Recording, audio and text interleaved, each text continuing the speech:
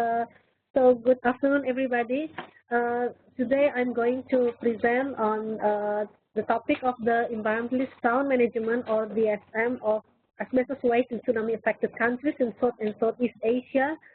I have presented this topic during the regional asbestos workshop at the end of last month. So for those who have participated in the workshop, we already heard about this presentation.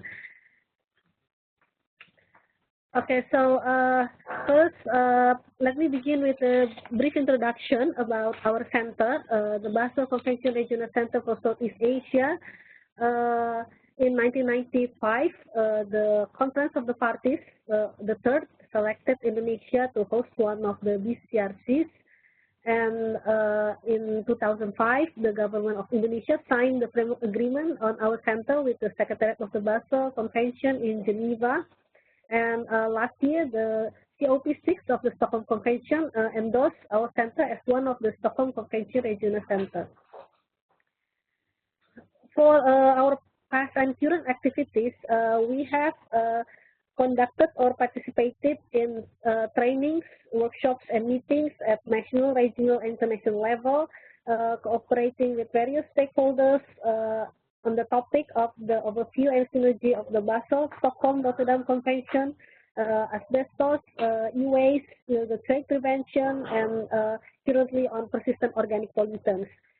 For download report and presentation materials, I have provided the link. I cannot see here in the presentation, but later when you have download, it's in my presentation.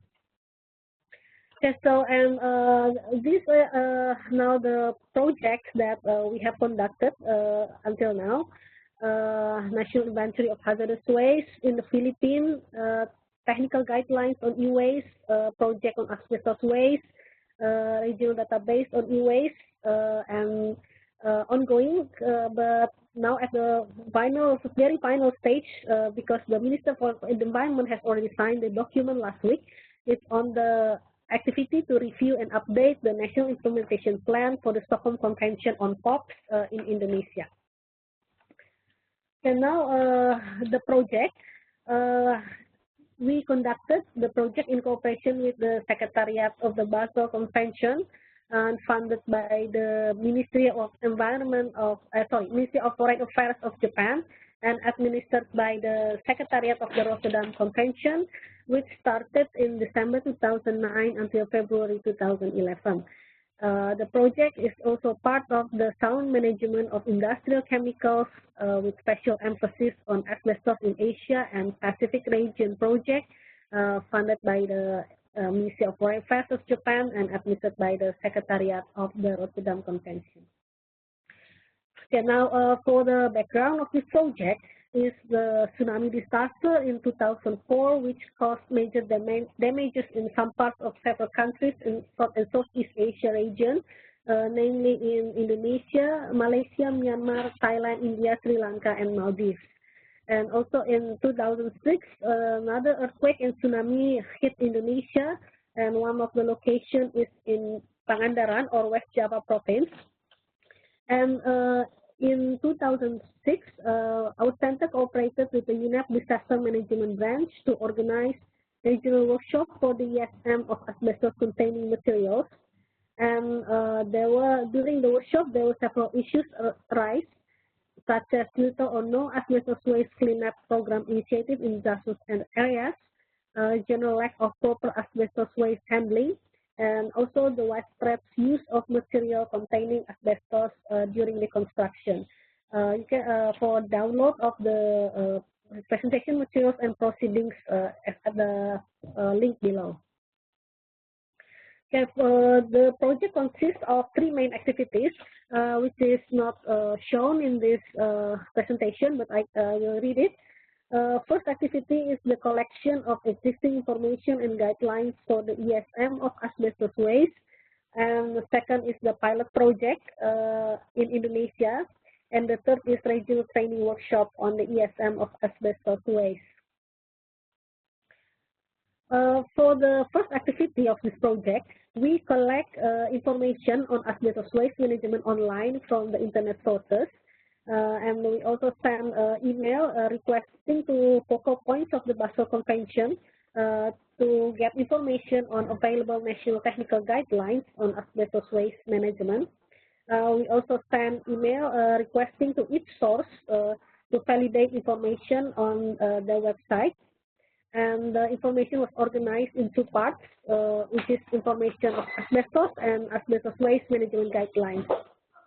And the information of asbestos waste management guidelines we classify into three categories, which is guideline from countries, or organization or agencies, and the UN organization. And we publish the collected information in our website, and also it was published in the Secretariat website at the link below. Okay, and the second activity is the pilot project on the ESM of asbestos waste in Indonesia, starting from January 2010 until August 2011, in cooperation with the West Java Environmental Management Agencies and also National Institute of Technology. The project was located in Pangandaran, Ciamis District, West Java Province, which experienced earthquake and tsunami in 2006. Shown in the picture in the left, it is the map of Indonesia showing the location of the West Java Province, and the picture on the right is the map of West Java, and which shows the location of the Ciamis district. Okay, for the activity, during the preparation phase, initial communication were conducted with the local government of the Ciamis district, which is the local environmental management agencies and the local health agencies, and which further facilitate in coordinating with the other key stakeholders. And initial discussion were also carried out with the PTLI, that is the Waste Management Indonesia. It is an integrated hazardous waste management facility, and we discussed on the survey and sampling plan. And then the West Java Environmental Management Agency also conducted workshops at local and provincial level to discuss the project implementation, including awareness raising on impact of hazardous asbestos waste on human health. After the preparation phase, the site assessment was conducted to select the most appropriate location which can be used as a site target for the project. And the criteria used for the selection is the operational criteria, such as topography and road conditions, and administration criteria, which is the possibility of getting the permit to use the area as the location of the project. And next is technical criteria, such as the location and condition of the building, the friability and amount of asbestos waste, and the accessibility to get to the location, and then risk of asbestos exposure, etc. And then there's also financial criteria, which is cost of the work and the available budget. And the first step is to conduct initial field observation or survey to find alternative location, and then feasibility analysis using the above criteria to find the most suitable targeted area for the pilot project. And this is the map of the initial field observation location. And so survey was carried out in the location that are most affected by the tsunami. Survey was conducted in the villages of the 4 sub-districts, which is in Cijulang, Parigi, Pangandaran, and Kalipuncung sub-districts.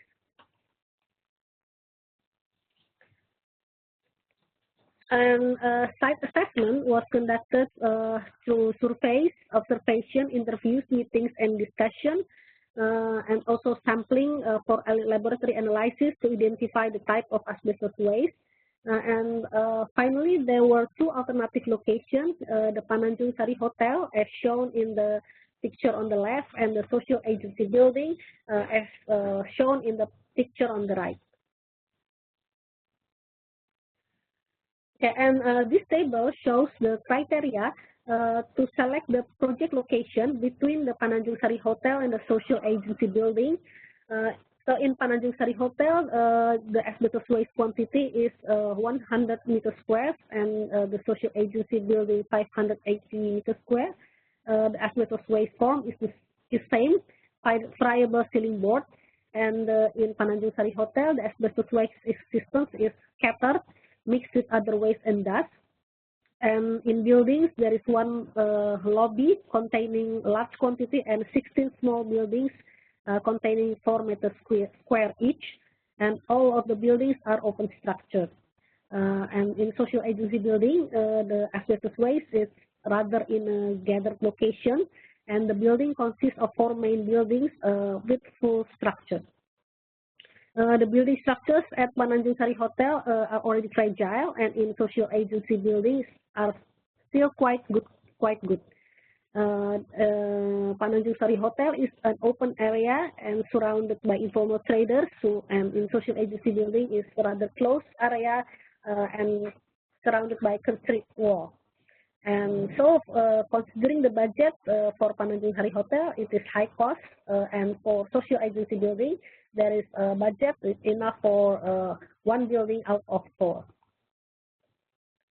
Okay, so based on the criteria, the selected location is the social agency building, and as already mentioned, the building consists of the 4 main buildings, and the selected building is the building number 4 with area of 35.75 meters square.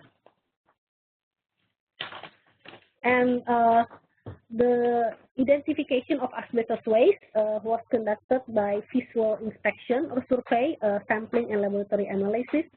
And the method for the asbestos removal follows the US OSHA 29 CFR and asbestos hazard emergency response procedure standards. And the team personnel at PTPPLI have general hazardous waste handling and certified training which is specified for asbestos handling.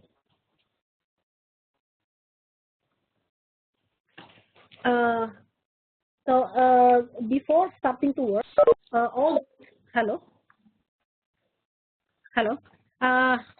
before starting to work, all team crew attended the safety toolbox briefing to remind all crew about the hazards and risks that would be exposed during the asbestos removal project.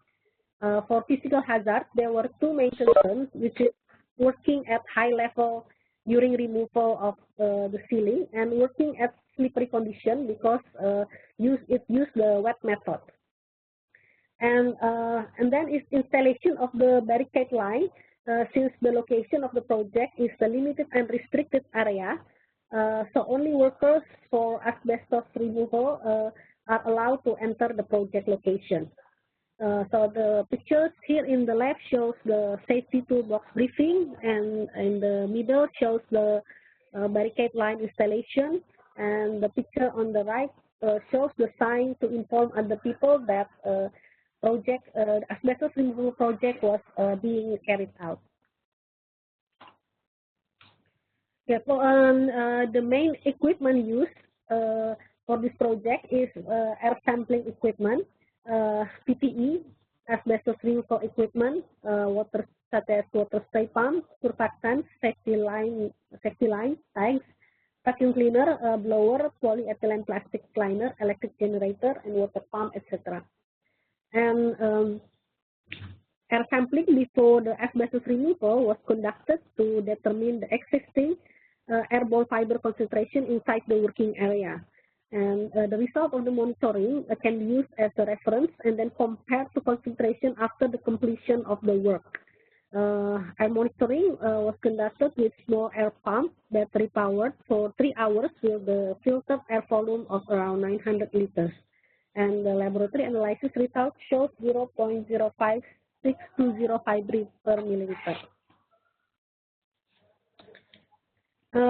So the building hadn't been occupied since 2006, so there were no items to be removed or protected from being contaminated during removal activity. First is cleaning the surface inside the building using vacuum cleaner with a high efficiency particulate air filter with the efficiency of 99.97% at filtering particles of 0.3 micrometers in diameter. And after all the surface areas were cleaned, the area was covered with plastic liner and then sealed with duct tape to ensure that they would not be contaminated during the asbestos removal project. And then the contamination unit was installed to provide the workers with the hygiene facility to decontaminate asbestos exposure before they leave the working area. And the unit was attached to the building door, and all workers should get in and out of the building through this unit. So as you can see in the picture on the right is the installation of the decontamination unit. The unit consists of the clean room, shower room, and equipment or dirty rooms. And then airlocks was created by overlapping 3 sheets of polyethylene plastics at the exit of the one room and entry into the next room. Okay, and then next is exhaust blower was installed with the high efficiency particulate air filter to create negative pressure in order to prevent or minimize asbestos dust from being released to outside of the building. And as already mentioned earlier, all workers involved should use the PPE, such as protective clothing, which can resist asbestos fiber penetration, respirator with particulate filter, laceless rubber boots, rubber gloves, eye protection, and also safety helmet. And asbestos removal in this project used the wet method. Workers enter the working area through the decontamination unit, where they remove their clothes and put on their PPE. And the first step in the asbestos removal was thoroughly wet the asbestos ceiling with low pressure mist with amended water. Amended water is water mixed with surfactant to improve penetration in the asbestos containing material that is being removed. After the wetting process, workers then remove the asbestos ceiling carefully to prevent dust release. And during the removal activity, the ceiling was always kept wet and resprayed with amended water if necessary. And after all the ceilings are removed, all the plastic barriers in walls and floors are removed after spraying and handled as asbestos-containing material and wrap up with at least 2 plastic liners. Okay, so for packaging, storage, and labeling, the asbestos waste was packed in double liner plastic, including plastic barrier, disposable coverall, and gloves. And because of the long distance to the landfill, plastic wrap material were further contained in wooden boxes. And as regulated in the Indonesian regulation, head of Bapeda or Environmental Impact Control Agency on symbols and labels of hazardous waste, the packaging of asbestos waste were completed with the hazardous waste labels and symbols. And also according to the Indonesian regulation, head of the Environmental Impact Control Agency's decree, before transportation, hazardous waste manifest was prepared for tracking purpose. And then after the removal work was completed, the final air sampling was performed to check the asbestos fiber in the air, and the laboratory analysis result is 0.05819 fiber per milliliter. And then workers exit the working area. First, they enter equipment or dirty room. In this room, workers remove all clothing except the respirator, and then place disposable protective clothing in a bag, and store any other contaminated articles or equipment. And then workers proceed to shower room. In the shower room, they wash respirator and stock filters without removing the filters, and then remove the respirator, wash with soap and water, and dispose of the contaminated filters in receptacles and put in disposal bags at the equipment or dirty room, and then wash body and hair. Workers then proceed to clean room, and in this room, worker dries and dress in clean clothes and also dries the respirator. And then the decontamination unit was dismantled, and together with the other disposable materials such as the plastic liners, they was handled and packaged as asbestos-containing material. Asbestos waste and then placed in transportation vehicle or open lorry truck with cover and then transported to disposal location. The load was weighed 680 kilograms, and the documentation check. And after physical inspection, the waste was loaded and delivered to the secure landfill. Waste was carefully placed in excavators bucket and slowly dumped into the landfill category 2. And then all waste and activities were documented and recorded in operation computerized database.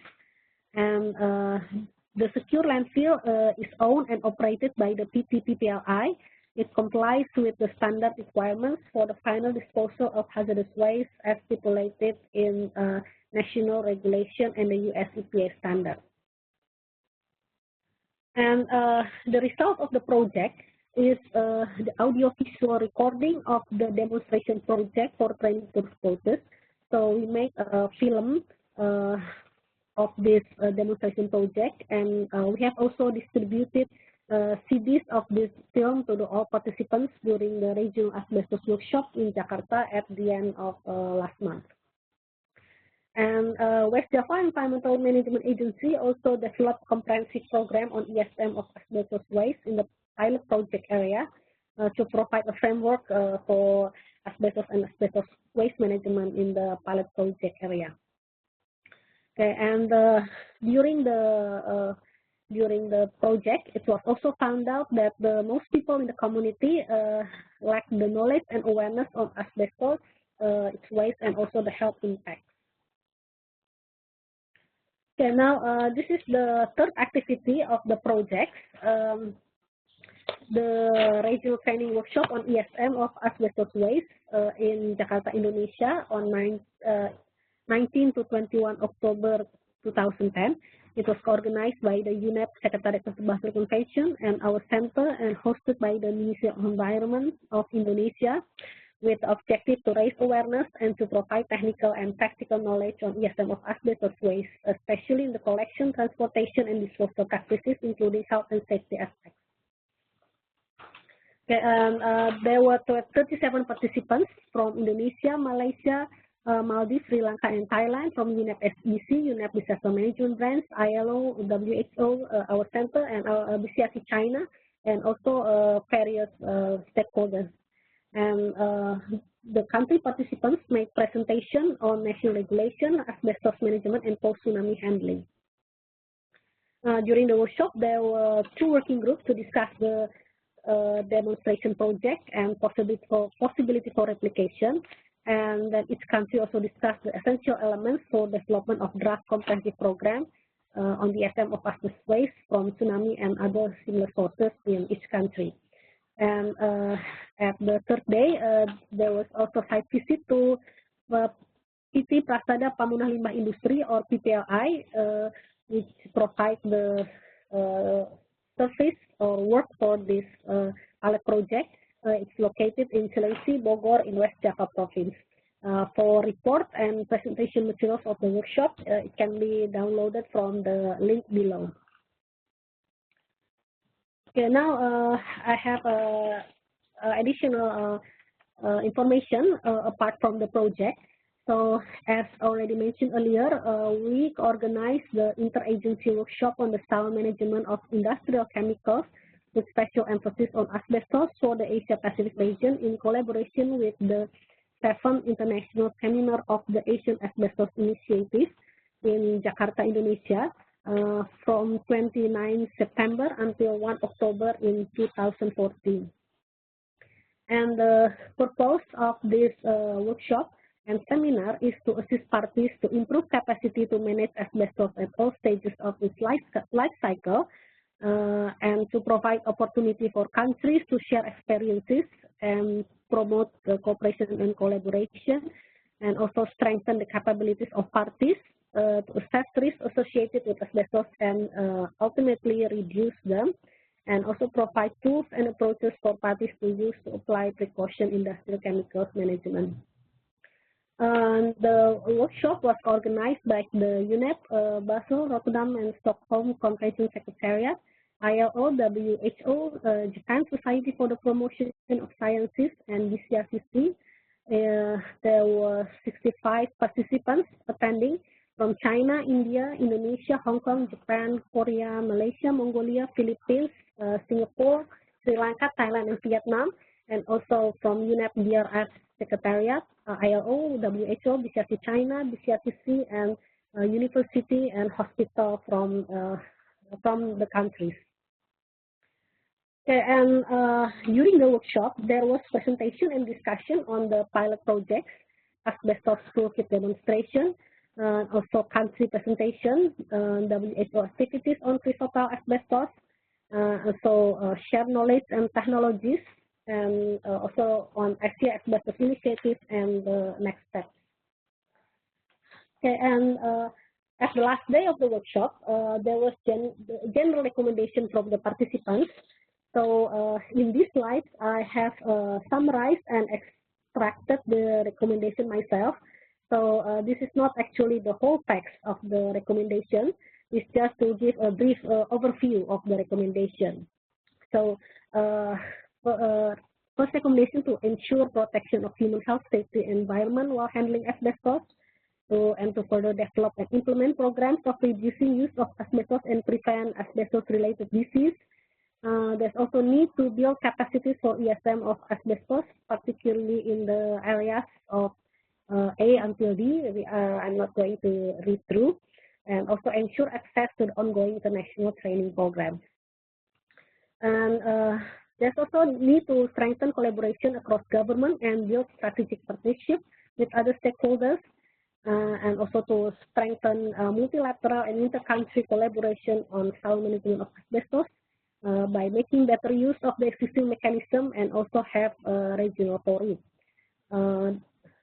Also international assistance to countries in the areas of A until E.